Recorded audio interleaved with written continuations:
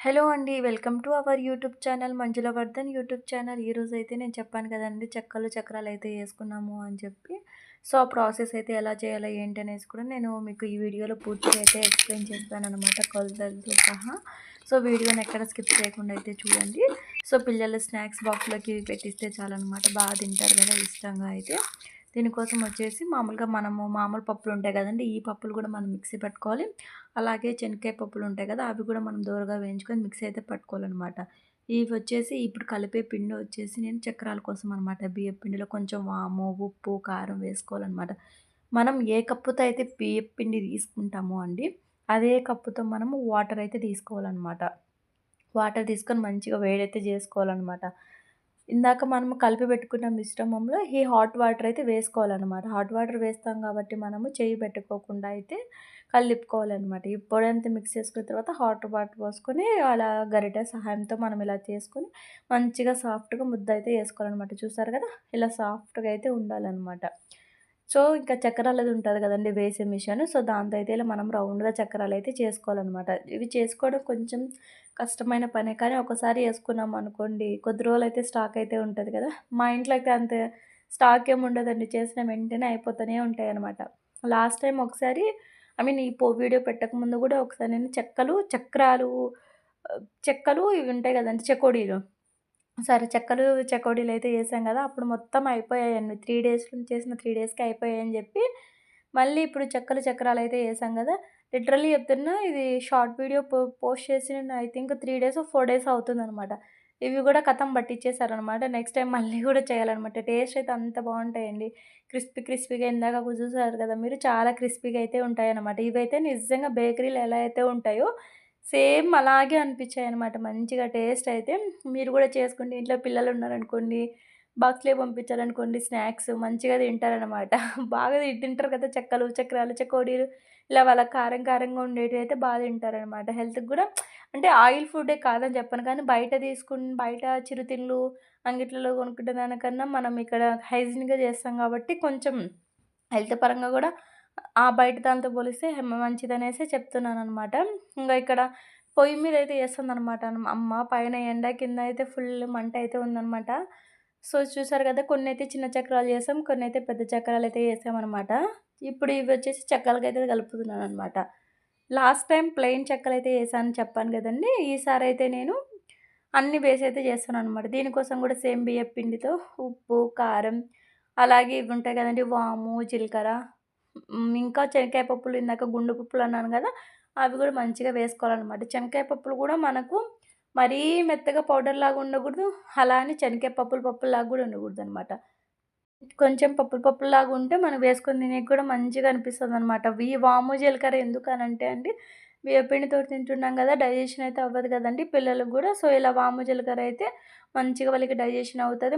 మధ్యలో జీలకర్ర తగులితే టేస్ట్ గూడా చాలా బావుంటదనమాట. నేనైతే ఇక్కడ ఇవి శనగకాయ పప్పులైతే ఎక్కువ వేసుకుంటున్నాననమాట. ఎందుకనంటే మనకు తినేటప్పుడు మధ్యలో అవి తగులుతా ఉంటే టేస్ట్ అయితే బావుంటది గదండీ! అందుకే నేనైతే ఇక్కడ పల్లీలనే ఎక్కువైతే వేసుకుంటున్నాననమాట. కరివేపాకు గూడా వేసుకోండి. కరివేపాకు గూడా మన కళ్ళకి గూడా హెల్త్‌కి గూడా చాలా మంచిది గదండీ! సో, అందుకనమాట. పచ్చి కరివేపాకనుకోండి, కొంచెం చిన్న ముక్కలు కట్ జేసి వేసుకోండి. లేదు ఒట్టి కరివేపాకు ఇలా వేసుకుంటున్నామంటే, మనకి ఈజీగా అయితే నలిగిపోతదనమాట. పచ్చి కరివేపాకు లేదు గాబట్టి, నేను ఒట్టి కరివేపాకనేది యూజ్ చేస్తున్నాననమాట. చూసారు గదా! ఇక్కడ మనకు వాటర్ ఎన్ని పడతాయో, దాన్ని బట్టి మనమైతే ఇలా తడుపుకొనేసి చిన్న ముద్దలుగా అయితే అంటే ఒక పెద్ద ముద్ద చేసుకుంటామనమాట. మనం పిండి ఎక్కువ తీసుకున్నామనుకోండి దాంట్లో 2 ముద్దలైతే చేసుకుంటామనమాట. మనకు ఈజీగా తడుపుకోనికి అవుతది కాబట్టి ఇలాగా. నేను ఇప్పుడు సేర్లతో ప్రకారం తీసుకున్నామనుకోండి, అట్లా సేర్లతో అయితే తీసుకోవచ్చు. లేదు మనకు చేసి అలవాటయిపోయిందనుకోండి, అందాజగా గూడా వేసుకుంటామనమాట. అందాజగా గూడా వేసుకోవచ్చనమాట. ఇంట్లో ముగ్గురం ఉన్నామనుకోండి ఈజీగా అయిపోతది. ఇక్కడ చూడండి నేనైతే ఫస్ట్ పిండి తడిపాననమాట.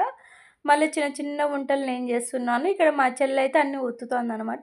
బయట మా అమ్మేమో అన్నీ తిరిగేస్తుందనమాట. అంటే ఆయిల్‌లో డీప్ ఫ్రై చేస్తారు గదా! అవైతే చేస్తుందనమాట. ఇంట్లో మనం ఒక్కరమే ఉన్నామనుకోండి, ఇవన్నీ చేసుకోవాలంటే లిటరల్లీ మనకు 3 అవర్స్, 4 అవర్స్ అయితే పడతదనమాట. నాకు ఒక్కొక్కసారి అనిపిస్తదండి. ఈ పిండి వంటలు చేసేకి మనకు ఇంట్లో ఎప్పుడో ఒకసారి చేసుకోనీకే ఎన్ని నడుములన్నీ నచ్చినట్టు, చేతులన్నీ పెయినొస్తాయి ఇలా ఉంటది గదా!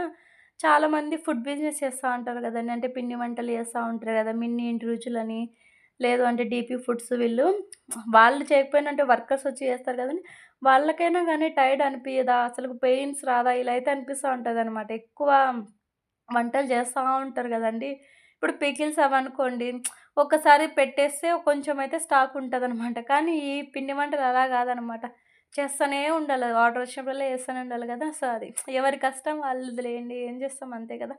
ఇంట్లో చేసుకోనీకైతే మా అమ్మకి పైన ఎండ ఫుల్ ఎండైతే వస్తుంది. కిందయితే అంటే వేడనమాట. అసలుకు పొయ్యి మీద చేయాలంటే మనమైతే ఈ కాలం పిల్లలమైతే చేయలేమనమాట. అమ్మ వాళ్ళైతేనే చేస్తారనమాట. అది ఇట్లా ఊదినప్పుడండి పొయ్యిలో ఉండే పొగ కళ్ళల్లోకొచ్చిందనుకోండి, ఆ పొగ వల్ల అసలుకు వాటర్ వద్దన్నా కూడా సరే దాంతోకవే కారిపోతా ఉంటాయనమాట.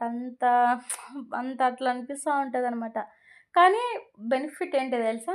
మనం గ్యాస్ మీద యేసుకున్నామనుకోండి, చాలా టైం అయితే పడతది. ఒక్కసారి మనం ఇలాగైతే ఎక్కువసేపు ఆయిల్ వేడి చేసుకొని పెట్టుకున్నామనుకోండి, ఒకటేసారికి మనకు చాలా అయిపోతాయి. తొందరగా గూడా అయిపోతాయనమాట.